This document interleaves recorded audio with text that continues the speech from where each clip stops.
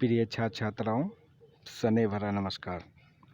मैं डॉक्टर नियाज़ अहमद सिद्दीकी, सहायक प्राचार्य, मनोविज्ञान विभाग, एसपीपी महाविद्यालय भभुआ। आज स्नातक खंड 3 मनोविज्ञान प्रतिष्ठा के प्रश्न पत्र 5 और अध्याय 10 से एक महत्वपूर्ण पाठ बतलाने जा रहा हूँ, जिसका शीर्षक है सामाजिक तनाव के प्रकारों और इसे कम करने के उपायों की समीक्षा। आशा करते हैं आज का ये पाठ आप सभी छात्र छात्राओं के लिए लाभदायक एवं उपयोगी सिद्ध होगा। भारत में सांप्रदायिकता, भाषा, प्रांतीयता और क्षेत्रीयता की भावनाएं प्रत्यक्ष एवं परोक्ष रूप से विद्यमान हैं। इन भावनाओं की समाप्ति हेतु विगत वर्षों में अनेक प्रयास किए गए हैं।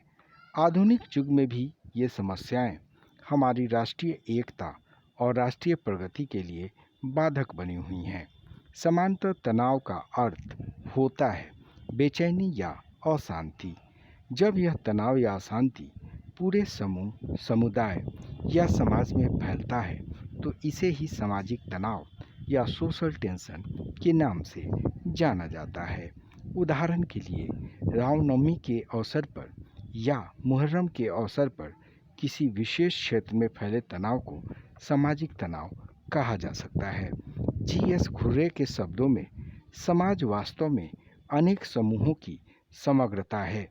इस दृष्टिकोण से जब कभी भी विभिन्न समूहों के बीच पारस्परिक अविश्वास के कारण तनाव की समस्या उत्पन्न होती है, तब इस दशा को हम सामाजिक तनाव, सोशल टेंशन कहते हैं। रॉबर्ट पार्क के अनुसार तनाव एक मनोवृत्ति है जो सद्भाव की कमी और पारस्परिक क्षोभ और उत्तेजना की दशा को प्रकट करती है। तनाव की अभिव्यक्ति जब किसी बड़े समूह से संबंधित हो जाती है तो इसी को हम सामाजिक तनाव कहते हैं। अब हम सामाजिक तनाव के अलग अलग प्रकारों को जानने की कोशिश करेंगे कि सामाजिक तनाव के कौन कौन से प्रकार होते हैं। सामाजिक तनाव के अनेक प्रकार होते हैं जो इस प्रकार हैं, जैसे जातिवाद, सांप्रदायिकता, भाषावाद और प्रादेशिकता। जातिवाद। भारत में जातिवाद एक गंभीर समस्या है। प्रत्येक जाति के अपने अपने रीति रिवाज, प्रथाएं, परंपराएं तथा सामाजिक नियम होते हैं जिनके रक्षार्थ जाति पंचायतें संचालित की जाती हैं। जातिवाद अपनी जाति के प्रति अंधविश्वास की भावना होती है, जिसमें अपनी जाति के हितों एवं उद्देश्यों के सामने अन्य जातियों की अवहेलना की जाती है, जिससे समाज में सामाजिक तनाव की उत्पत्ति होती है। सांप्रदायिकता। सांप्रदायिकता भी एक सामाजिक तनाव का प्रकार है। सांप्रदायिकता सामाजिक तनाव का एक ऐसा प्रकार होता है जिसके अंतर्गत एक जाति या धर्म के लोग सामूहिक रूप में दूसरी जाति तथा धर्म के लोगों की जान माल की क्षति पहुंचाते हैं या क्षति पहुंचाने की कोशिश संगठित एवं सामूहिक रूपों में करते हैं।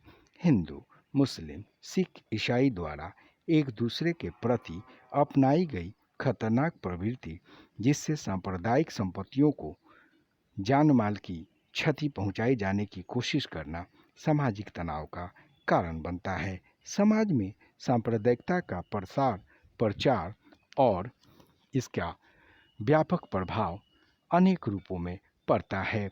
ऐतिहासिक, सामाजिक एवं मनोवैज्ञानिक कारणों से सांप्रदायिकता का विकास होता है। सांप्रदायिकता की भावना से विभिन्न वर्गों, जातियों एवं धर्मों के लोगों में आपसी द्वेष एवं वैमनस्य को बढ़ावा मिलता है।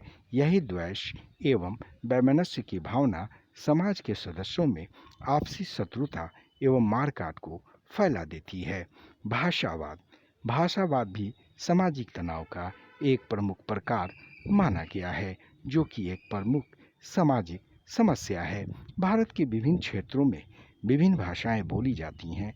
कहीं कहीं तो अनेक भाषाओं का भी प्रचलन होता है।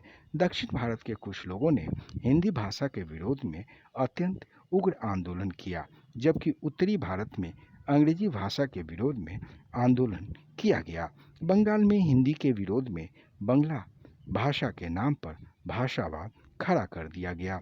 अंग्रेजों ने भी पहले भारत में सदैव हिंदू और मुसलमानों को भाषा के नाम पर लड़ाने का प्रयास किया था, जिससे सामाजिक तनाव की उत्पत्ति हुई थी। सांप्रदायिकता के अतिरिक्त प्रादेशिकता भी एक प्रकार होता है सामाजिक तनाव का, जिससे समाज में सामाजिक तनाव की भावनाएं प्रबल होती हैं। प्रादेशिकता भी सामाजिक तनाव से संबंधित एक प्रकार की सामाजिक समस्या है। दूसरे शब्दों में कहा जा सकता है कि हमारे देश में प्रांतवाद या प्रादेशिकता प्रजातंत्र एवं समाज की प्रमुख समस्या है। आरंभ में राज्यों का जो संगठन हुआ था वह संतोषजनक नहीं था, अतएव पुनः राज्यों का गठन करना पड़ा। इतना होने पर भी प्रादेशिकता या प्रांतीयता की भावनाएं भारत में आज भी विद्यमान है। भाषा संबंधी अंतर, प्रजातीय भिन्नता, वेशभूषा, रहन सहन में अंतर, राजनीतिक स्वार्थ आदि कारणों से प्रादेशिकता की समस्या समाज में उत्पन्न होती हैं। फलतः देश और समाज में सामाजिक तनाव की समस्या उत्पन्न हो जाती है। अब हम सामाजिक तनाव को कम करने के उपायों के बारे में जानेंगे कि वो कौन कौन से उपाय हैं जिन्हें अपनाकर सामाजिक तनाव को कम किया जा सकता है। सामाजिक तनाव को कम करने के अनेक उपाय हैं जिन्हें हम इन रूपों में समझ सकते हैं। जैसे राष्ट्रीयता के क्षेत्र में सांप्रदायिकता विचारों का मुकाबला राजनीतिक प्रचार द्वारा किया जाए। शिक्षण संस्थानों तथा शिक्षा प्रक्रियाओं को इन तथ्यों का विरोध करने हेतु प्रोत्साहन देना चाहिए, जिससे सामाजिक तनाव कम हो सकता है। शिक्षण तथा शिक्षण संस्थाओं में आध्यात्मिक मूल्यों का समावेश होना चाहिए, इससे भी सामाजिक तनाव को सीमित किया जा सकता है। सरकार को हमेशा ऐसे कानूनों एवं नियमों का निर्माण करना चाहिए जो हर व्यक्ति पर समान रूप से लागू हो। धर्म, जाति, भाषा, लिंग एवं संप्रदाय के आधार पर भेदभाव की नीति नहीं अपनानी चाहिए।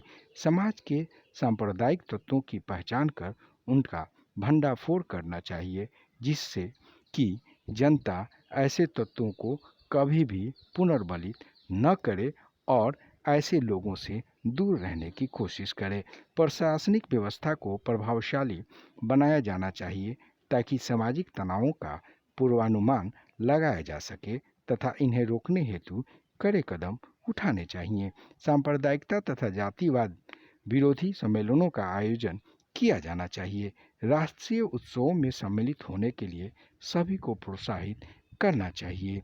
सामाजिक तनावों को कम करने हेतु समाजशास्त्री, शिक्षा शास्त्री, समाज सुधारक, नेताओं, शासकों एवं प्रशासकों को भी सामूहिक रूप में इस दिशा में कार्य करना चाहिए। इन उपायों को अपनाकर सामाजिक तनाव को बहुत हद तक रोका जा सकता है। सामाजिक तनावों से संबंधित मनोवैज्ञानिक, सामाजिक, आर्थिक एवं राजनीतिक समस्याओं का उचित समाधान कर भी समाज में उत्पन्न सामाजिक तनाव को बहुत हद तक सीमित किया जा सकता है। अब आपका आज का ये पाठ यहीं समाप्त होता है।